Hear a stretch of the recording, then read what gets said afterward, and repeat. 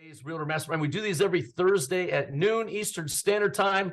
We got a lot of Central Time Zone people on there. So I think that's backwards. One backwards. John, you'll have to keep everybody muted as they come in. Perfect. Beautiful. And we believe in agents helping agents, right? We want to create this mastermind so agents can come together and share secrets, share tips and tricks. And today we've got a special treat for you. We've got a young, up-and-coming, rising superstar who 1 year in the industry closed 57 transactions and 20 million in sales out of the beautiful state of Indiana. Crazy, right? Out of Indiana. His name is Jared Cowen, and I'm going to have Jared, it better be Cohen and not Cowen. Is it Cohen? It's Cowen. Cowen, I got it wrong. Jared Cowen, but he's going to talk to us today. Look, we're going to do a little interview with him, but I want him to start off telling us his story, where he came from, how he got into real estate, and then I've got some questions I'm going to throw at him. But the good news for you in the audience, this is audience participation. So what do I mean by that?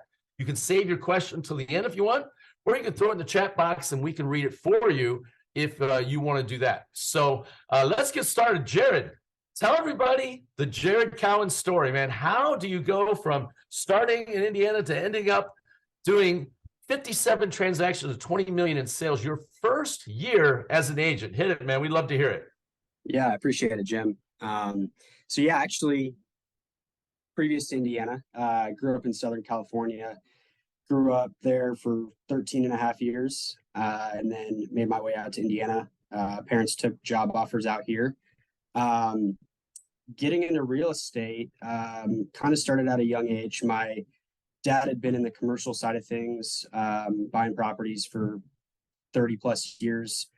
So I kind of experienced that growing up in Ohio a little bit, and then ended up realizing, hey, I don't know that I want to get into real estate right away. Want to maybe go down the corporate America track. So I got a 4-year degree in economics from a small school in Indiana called Wabash College, which, if you don't know, it's a all-male 800 student school, so very small, but it actually ended up providing huge benefits for me in real estate, believe it or not. So went right out of college, started working in healthcare analytics for Ascension Healthcare, St. Vincent.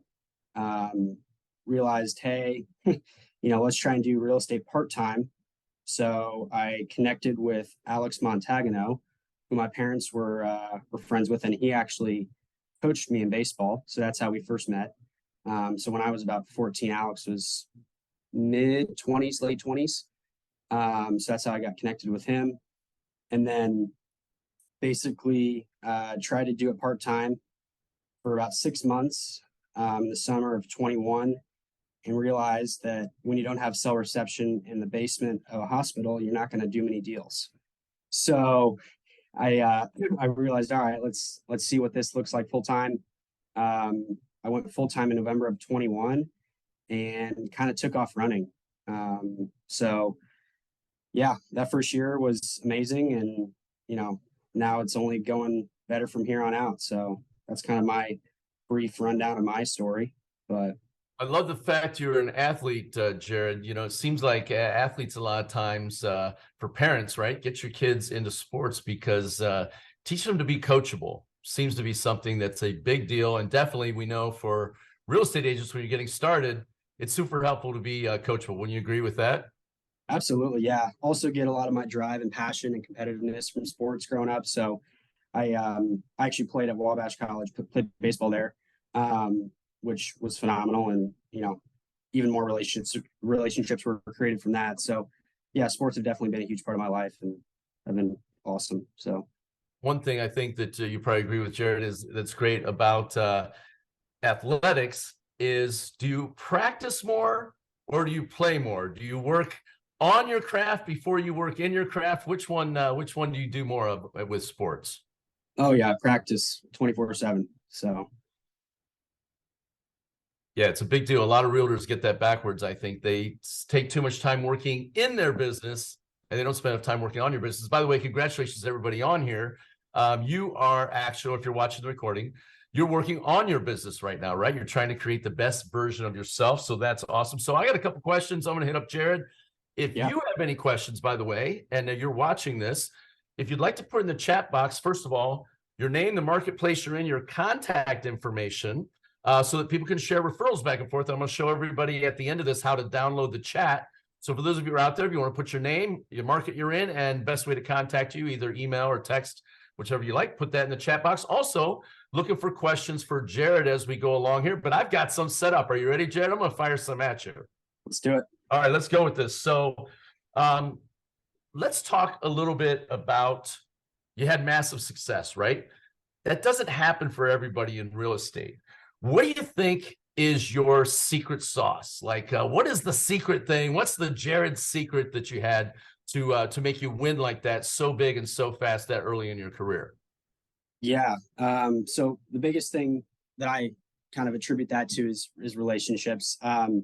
So, creating relationships early on, like my two biggest clients that I've gotten right out the bat are family and friends that I grew up with, went to high school with, and those are on the investment side. So they really kind of kickstarted my career, which I'm super thankful for. They are probably attributed to 25% of my business right off the bat, just on the investment side. So that was kind of my secret sauce, was going back to the roots and trying to find, all right, who did I grow up with, or who did I come along with in my career early on, that I could kind of use in real estate moving forward. So I would say the relationships was probably the biggest key to my secret sauce. And then just showing up every day. I come into the office Monday through Friday religiously from 8 a.m. to noon every day. And I think that really kind of puts a direction or a game plan in place for me to kind of create my lead generation. So I'm doing stuff all the time from 8 to noon, but I always try to devote at least 2 or 3 hours to creating new leads that I'm not necessarily working with currently, but trying to, push the business forward. So I heard you say 2 to 3 hours a day of lead gen. Is that correct? Yep. Yeah. Big deal, right? No leads, no money. A few leads, Correct. a little bit of money, but you got to have a ton of leads to make a lot of money. I love that. Now, I heard you say something in your secret sauce. I'm going to go back to here on. You said relationships, right? Your first couple of deals were personal relationships.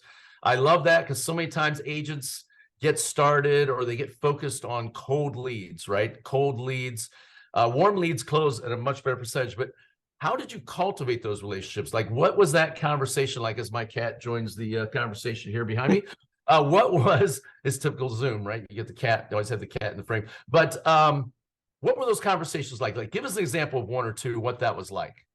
Yeah. So there was a girl that I had went to high school with, and I knew that her parents were in the renovation business. And so I, reached out to her, talked with them. I said, hey, I know you guys have obviously been working at it for a while now, and trying to find a way where I could earn their business, and figure out if there was a kind of a middle ground to meet in. Obviously I was a new agent at the time, but I had resources to lean on. So I leaned on a couple of the people that were on my team at the time to help me cultivate those relationships as well. So Alex Montagno was a huge part in that, being the brains behind the operation, if you say. So that was kind of how that went with that client. And then also leaning on my Ascension job. So I had just left Ascension, but obviously I was working part-time. So everyone at Ascension knew that I was in real estate. So as soon as I kind of made that transition, I made sure that I had every single contact that I had at Ascension, and I reached out to them and kind of made them, aware that I'd made that switch to real estate. And I think I got 5 deals in the first 6 months just from that career that I was only at for 6 months. So.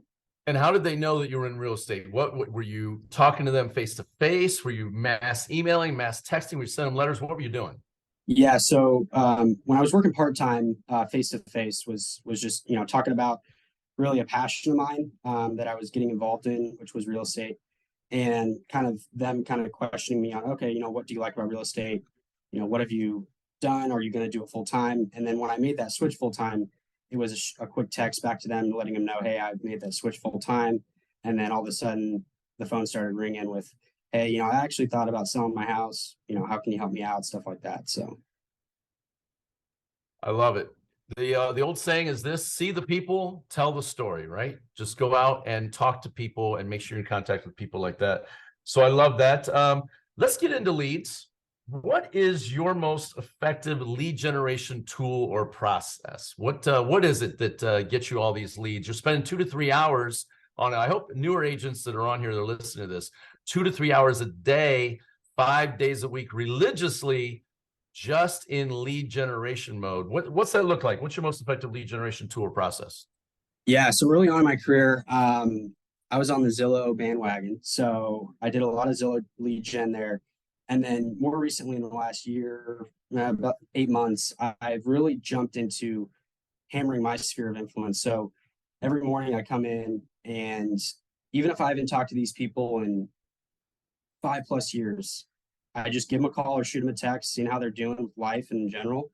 And then that starts the conversation of, oh, what are you up to? I'm in real estate, blah, blah, blah. And I do that with anywhere between 5 to 10 new people every day. And that's just for my contacts. I mean, I'm sure if anyone in this group chat here pulled up their phone, they probably have 1,000 contacts, and about 20 of them they contact, and 980 they don't. So going through all those old contacts and just kind of, talking with people about life in general, not necessarily, hey, I'm in real estate. That's never the first text. It's always, hey, how you doing? And then it turns into more than that. So I love the fact that you're building connection with the people before you're going right into business, right? There's a saying out there that says, with social media and things that we have right now, that we are more connected as human beings than we've ever been, but we're the loneliest we've ever been. There's no connection. So everybody's connected, but there's no connection. And, people remember how you made them feel before they remember what you made them, what you said, right? How did you make them feel? And so you're making these people feel happy, right? You're talking to them, having a conversation. They matter. You're validating them.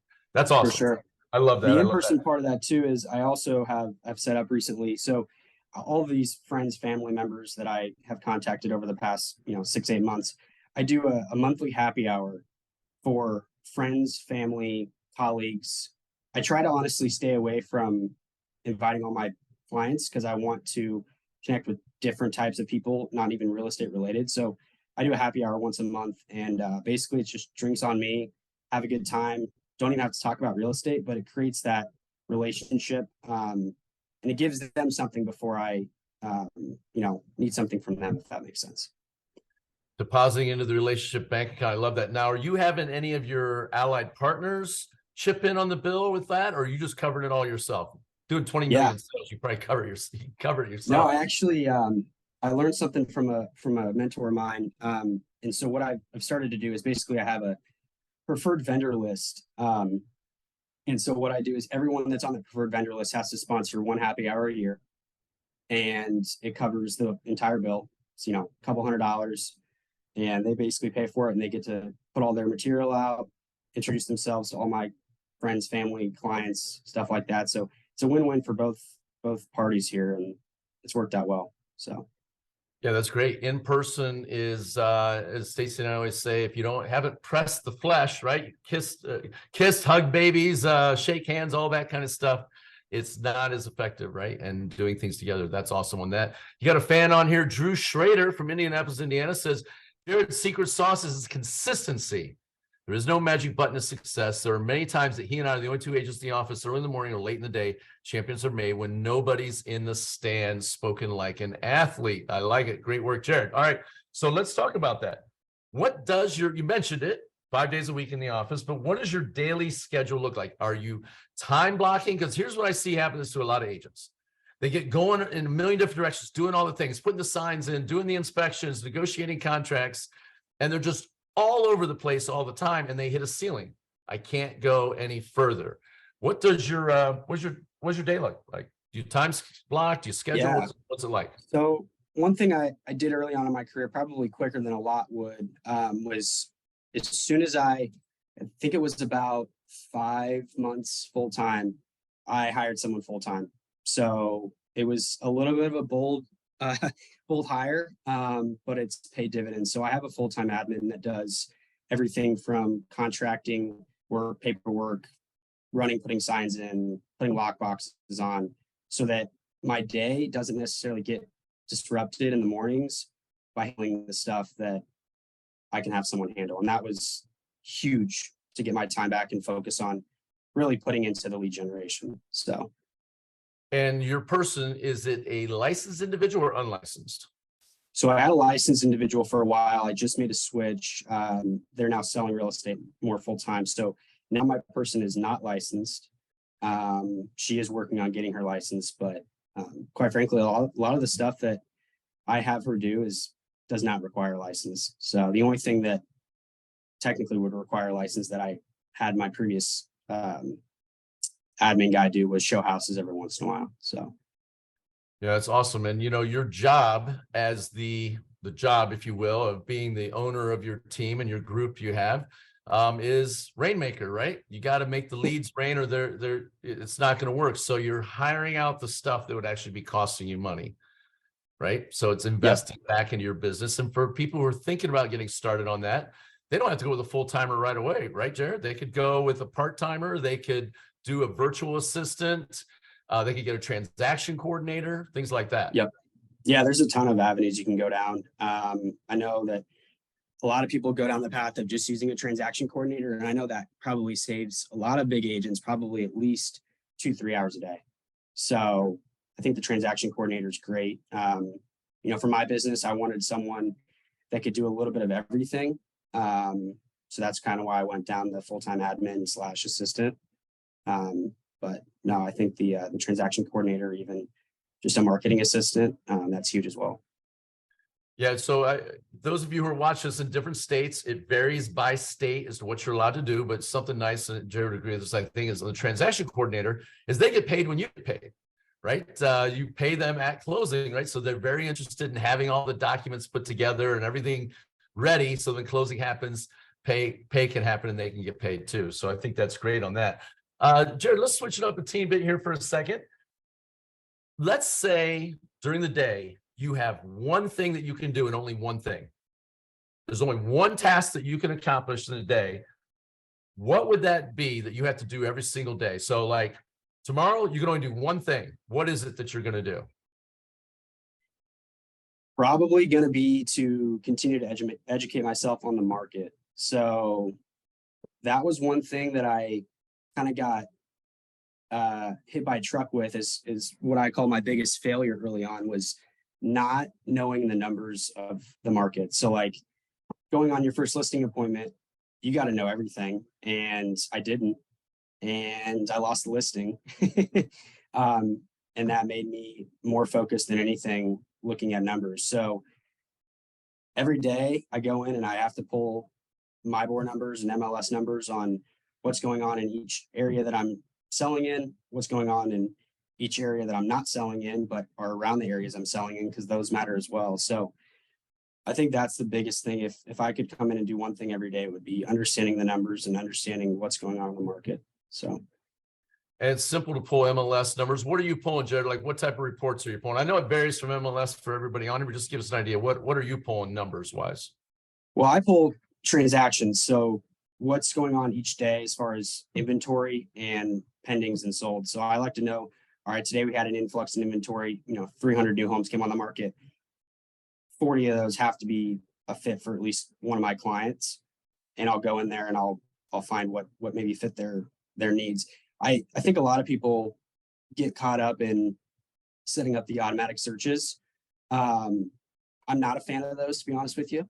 I like to go in and actually look at the properties myself and then send them to the individuals personally. I think that creates another touch point with your clients versus an automated email. And I also think that there's stuff that automated emails miss all the time. So I'm a big fan of going in there personally and finding properties for clients. That is a huge gold nugget. Those of you who didn't catch that, whether you've been doing it, a grizzled old veteran, been doing it for a quarter of a century, or somebody who's just getting started, that is huge. That is justification of why you get paid, what you get paid, because anybody can just set up a search for them. They can set up their, let's just face it, clients can set up their own search on the Z word or on realtor.com or something like that. We don't say the Z word in our house. It's a bad word. You have to spit after you say it. I don't want to do it in here in front of everybody. So, but they can set it up themselves, right? But if you're going in and personalizing it and looking for them every day on that, that absolutely justifies why you're getting paid when you get paid. I heard you say something about educating yourself on the numbers. Let me ask you this question. Where do you invest in yourself? Being an athlete, I know you've got your regimen for physical and everything like that and everything, but as far as investing in yourself for education and coaching, what do you do for that? What tips and tricks, hints, ideas you can give to everybody watching? Yeah. The biggest thing that I've done in that aspect was just lean on the people that I know that have been in the business for, 10, 15, 20 plus years, and consistently pick their brain, whether it's going to coffee, going to lunch, talking in the office with Drew, or going over to Alex's office at Lockstep, consistently being in front of people that are more advanced than you in the career is only going to provide more benefits for you down the road. So that's one thing that I've done. I haven't gone down the path of getting or paying for coaching. But I've also been blessed with having Drew Schrader and Alex Montagano by my side since I started. So one of the great things about coaching and things like that is obviously the agents you have around you, right, can help you with that. You have things like this, like look at you, you're on here speaking to a bunch of agents on here across the country and ones that we watched the recording. You're getting something out of that. But for those of you who are watching, some people use the excuse of I can't get a coach because I can't afford one. There's so much free stuff on the internet now.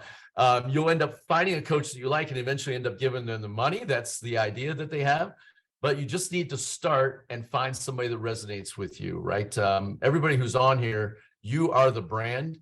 You're the brand for your company. It doesn't matter the broker's name behind you. People are hiring you. And so you've got to be the best version of yourself and work on yourself every single day to just become a better, more rounded person. And I love that Jared's going to the office and getting that from highly super successful people in his office. That's great on that. When you came to real estate, Jared, this was in your story, but I want to go back to it real quick. Did you already come with previous sales experience? I think you said you worked in the medical field, right? Was there sales experience in the background at all, or you just got in and went after it? Yeah, there was no sales experience. So I started out at Ascension Healthcare in the data side of things. So I was behind the computer, cranking numbers all day for a good 6 to 8 months prior to getting to real estate. So the sales aspect was not a previous career of mine, but the data side of things was. So I really tried to leverage using the data to my advantage, whether it be tracking my own numbers or tracking numbers in the market. So that's one thing that I've prided myself on. I love it. So you've got, you had a great year and everything like that. And so like a true probably athlete, you want to improve on last year's numbers. What are you going to do, or what have you already doing, or that you plan to implement to keep increasing the business, to keep going up? What do you got going on? Well, like I said, those happy hours, I initiated those at the beginning or end of last year, early this year. So those have been huge for me as far as, seeing direct sales from those. And then as far as lead generation goes, continuing to pour into past clients for referrals. And, being my first year in real estate, I didn't have any referrals from previous clients because I had no previous clients. So that's been big, just pouring into those previous clients and seeing, all right, maybe they don't have referrals, but maybe they want to buy an investment property. Getting multiple deals out of a client is how I believe the real money starts coming in. So. Yeah, we were taught by our mentors way back in the 1900s when we started our real estate business to grow with your clients, right? No deal is too small ever, because you never know who's going to start off with something really little. And then eventually by the time they're on their 5th house, you're selling, per family, $750 $1 million worth of real estate between those sell and the buy on just, regular people as you grow with it. So I love that with that. Jared, if there was one thing you could go back and change, your real estate career is not that long, but if there's one you could go back and change that you failed at, you're like, I should have done this from the beginning. What would that be? What would you go back and fix? Yeah, I think I kind of hit on it earlier, but the one thing that I would change was being more educated than everyone else in the room on what my profession is. I didn't do that early on. And I think I missed out on some opportunities. Whereas if I would have been more educated, or I would have known what was going on in the market right from the start of my career, I think I would have at least had a few more, base hits or doubles. But that would be probably the one thing that I regret or wish I would have done better. You're getting some love here in the chat group from Columbus, Ohio people. It must be that Ohio State affiliation, the Ohio State University, being a fan of that. going on, but says, great job, Jared. Love to hear all that you're doing, especially keeping those relationships intact with the monthly happy hour. It's a great idea, and I'm probably going to borrow that one. Kirsten, we don't say that that's borrowing. We call that R&D. Stands for rob and duplicate. That's what we call that. No, just kidding. We're agents helping agents on here, and we appreciate Jared taking out his time. So who's got a question for Jared? So here's the key. When you came in, I muted you all. Keep this a nice, clean recording. You can put it in chat if you want, or you can throw up your hand and raise your hand, or you can just unmute and say what's going on, or have a question or a comment with Jared. Go for it. We had Jennifer Mendoza says that's happening to me now, selling a $100,000 mobile home. My client says I'm now a realtor for life. Found out while we were in escrow, she has multiple investment properties and buys and sells all the time. Great info. Great job, Jennifer. Well done on that. Well done. Anybody got a question for Jared? Let's see if we've got one that's going on there. Jared, while we're waiting on that, let's say if there was one tip to give somebody on here right now today, I'm just kind of throwing this out there at you. One tip you could tell people that are on here that they could implement today in their business that would change their business today. Like the second they get off this call, they could go and do it and wouldn't cost them a ton of money, or maybe if it's even free. What advice would you give them that they could do today to go make money today? All 20 people you haven't talked to in 5 years. Love it. Call 20 people that you haven't talked to in 5 years. And just because they're going to be nervous, there's the call reluctance, right? That kicks in, and oh my God, the phone's a 800-pound gorilla when I go to pick it up. What are they going to say when they call the person? Like, what's the script? What's the framework of how it's going to go? Because they haven't talked to them in 5 years. Might be. Yeah. The biggest thing that I do is immediately ask how they're doing, see what's changed since we've last talked, which was probably 5-10 years ago. What they're up to, if they've got a family, if they've got kids now, where they're living at, what's going on, what their career looks like. And then after that, it'll take off from there. One thing that I started doing before I got the courage to start making the phone calls was shooting texts out. So if you're afraid to make the phone call, shoot a text. A lot of people too, during the workday, they don't want to be called. They want to, text them behind the computer there. So I think that's another strategy you could use as well. If you're afraid to get on the phone right away, just shoot a quick text. Say, hey, just thinking about you, whether it's a memory that you have with them or, an instance that came up that made you think of them. Just shoot them a text and let them know. Hey, Jared, have you tried the video text at all yet? I learned this technique from Grant Cardone's Salesforce. Have you tried that, where you take a video and you text the video over to them so they can see your face and hear your voice? Have you tried that yet? I've not, but I know Drew Schrader is a huge fan of that because I get about 4 of those every couple of months from him. So it's pretty interesting, especially if you're afraid to make the call or whatever. Send a video text.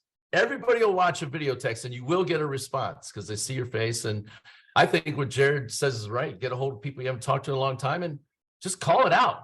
Say, look, I don't know how time got away from us. I can't believe I haven't talked to you in 5 years. I was just thinking about you. Would love to catch up with you. If you'd love to catch up, see what's going on in your life. Hit me up when you have a chance. Yep.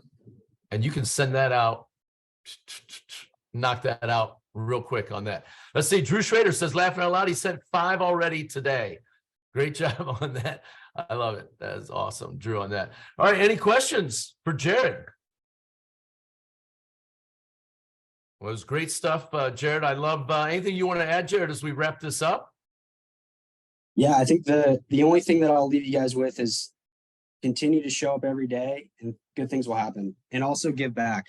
One thing I did last summer, which I'm so thankful I did, was I gave back to a few foundations that I have that mean a lot to me, and it's paid dividends as far as the real estate goes. So I sponsored a couple golf outings for a couple diseases that I cared dearly about. So give back, and things will always come back to you. Very cool. So are you just doing that out of, you're just sending that money to them? Or are you doing it based off of sales? Like you're doing, I've seen some agents do that where they, hey, I'll donate X amount of percentage of my commission to your favorite charity. Or is this something you're doing on your own on the side? This is just something I'm doing on the side. Okay. So. Very cool. The greatest form of charity is when you can help somebody that can never thank you, never praise you, and never repay you, and you do it anyways. That's awesome. I love it. All right, so everybody, oh wait, Melvin Burrell, you unmuted. Did you have a question, Melvin, all the way from LA? Yes. And when we say LA, we're not talking Louisiana, we're talking Los Angeles. Los Angeles, baby. Good morning, Jared. Thanks for being on today. I have a question for you. Is your second year at the same level as your first year? Are you on track to repeat? I am. Yeah. So right now we've closed 31 transactions, just shy of 11 million. So we're on pace for just shy of 30 right now. So nice. Now, when you first got started, did you have a mentor? I did. Yeah. So I had two mentors, as I will say, and I believe Drew is on the call. I'm not sure if Alex is, but those two individuals. Alex was actually my team lead, who was my mentor to start, and then Drew was our office lead, who and both of those guys have poured a ton of energy into me, and those were my two mentors when I started out. So I would highly recommend either working with a mentor or working with someone that can teach you and show you a lot. So when you guys got together, did they write out a strategy, a written strategy for you to follow? They did not. They more or less just kind of taught me as things would come up, like, hey, this is my experience with this situation. It was more situational based rather than a script. And so that's kind of how I learned best from them. Excellent. Thank you for that. That's great. Yeah. The old saying Thanks, is more things are caught than taught.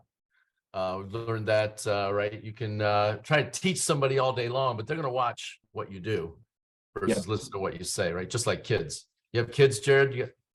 I do not.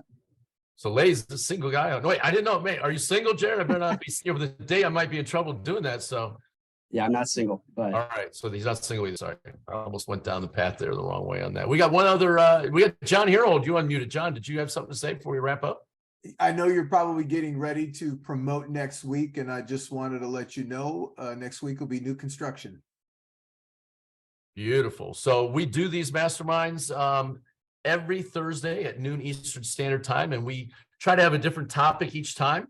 But this is participation. We'd love your questions, your answers, your insights, right? It's all agents helping agents on that. But next week, we will be having the topic on new builds. How, if you're not using new builds, how it can easily add a few $1 million in production without taking any more time away. And we'll be talking about that. We'll have some experts on here that we'll be talking about how they do new build business, and they do it to sell more houses in less time and have more fun. And that's what we are all about. So that'll be noon Eastern. Same link as you got here. Invite a friend. What's that? Invite a friend. Invite a friend. Yeah, bring a friend on if you found this helpful on here. For those of you who want to download the chat, if you go all the way down to the chat at the bottom, there's 3 little dots down there. You click it and you go to the top. It says save chat, and that will save the chat to your computer, so you have everybody's comments, and if there's links and things in there that you want to have and stuff like that, and the names of different agents if you want to share referral business back and forth. So Jared, great stuff today. I love it. We love seeing new young up and coming superstars. Thanks for sharing all your secrets, your tips, and your tricks. I think that call 20 people today that you haven't talked to in 5 years is a banging recipe for everybody on here to go out and make some money today, right? That's money in the bank. So get it and go after it, guys. We'll see everybody next Thursday at noon Eastern Standard Time. Bring a friend. We'll be talking about new builds. Same link, realtormastermind.live, and we'll be going from there. So thanks, everybody. Have a great one. I'm going to kill the record button. Oh, thanks, Jim. Appreciate having me on. hey, man. Great.